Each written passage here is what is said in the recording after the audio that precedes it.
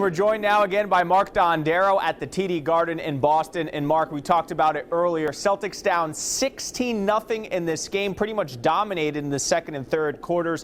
What changed that they were able to control the game against the Wizards?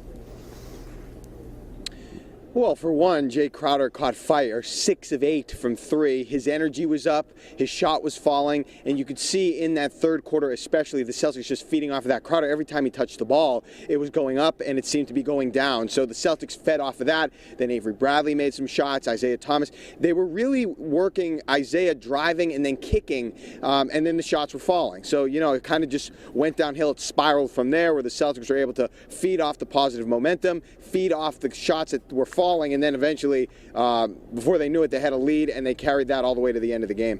Yeah, you mentioned the shots were falling. 19 three-pointers for the Celtics. That's a new franchise playoff record. Are they going to live and die by the three in this series? In a game in which the shots aren't falling, can they still beat Washington? Probably not, because that's the NBA. Usually you live and then you die by the three. So I don't think Jay Crowder will go 6 for 8 from 3 again. Maybe he will later. It's tough to kind of duplicate that performance, but we'll see. We'll see how it goes. It's a long series. You know how they are.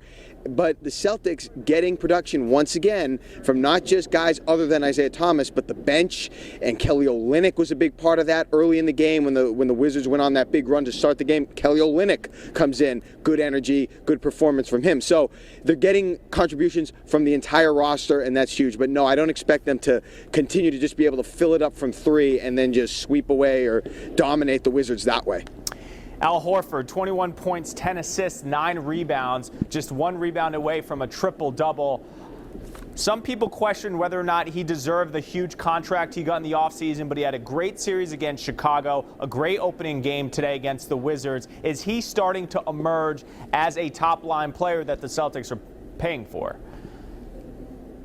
Well, it certainly looks like that, and he continued to play well against Washington. Horford, during the regular season, averaged 18 points a game against the Wizards, so that was good. He kept it going, and I'll tell you, Yianni, after the game, you mentioned all the production he had during the game. After the game, he looked taxed, sitting there in the locker room, ice on a shoulder, on 2 knees, and had 2 feet in the ice bucket. So he looked...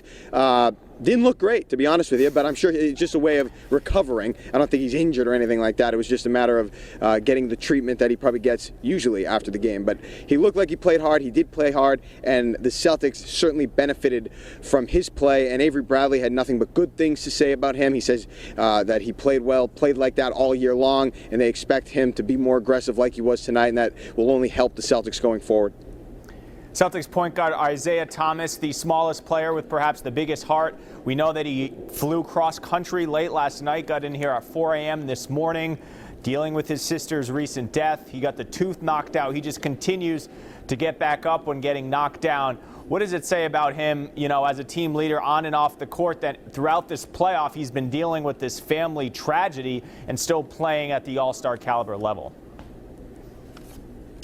Well, it defies words. I mean, what he's been able to do with that kind of burden, the loss of his sister. But let's just highlight this real quick, because a lot of us, myself included, were worried that as the playoffs began and teams started to focus on Isaiah Thomas, he would get bottled up and have issues getting to the rim and scoring. Now, he didn't get to the rim that often tonight, this afternoon, but was able to get into the paint, hit some pull-up jumpers in the paint, and obviously was kicking it out and getting guys good looks at the shot, at a good open 3 or a wide open jump shot. So Thomas has been able to produce despite teams focusing on him. That's number one. As far as the tooth, on top of dealing with everything he had to do, the funeral, traveling back, getting in late, he loses a tooth in the first half. So now at 5:15 on Sunday night, he's going to find the dentist.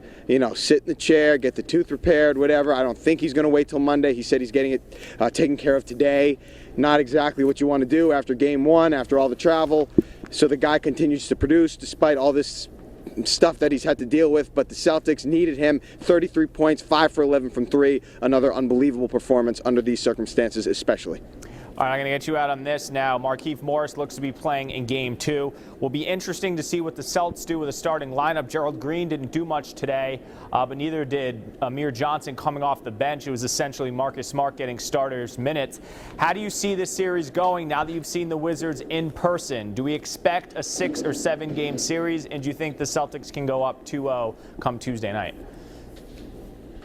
Yeah, I think they can go up 2-0 because these two teams have played 5 times this year, and the home team has won every game. So the Celtics, I wouldn't play with that kind of fire. They need to come out with urgency in Game 2. I expect they will. And then you can take your chances going to Washington. I would think the Celtics will try to adjust and not maybe count, like I said, on Jake Crowder making 6 of 8 from 3, be more aggressive. I'm sure Isaiah Thomas would like to get more layups. He didn't do that today, as I said.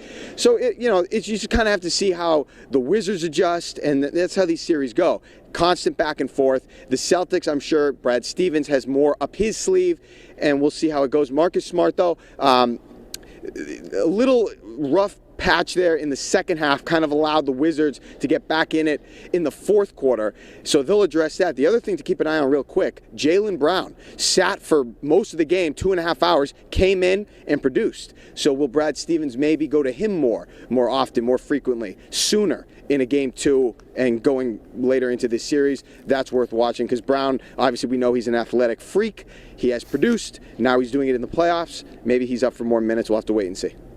All right, Mark, good stuff. Thanks so much for joining us from Boston. And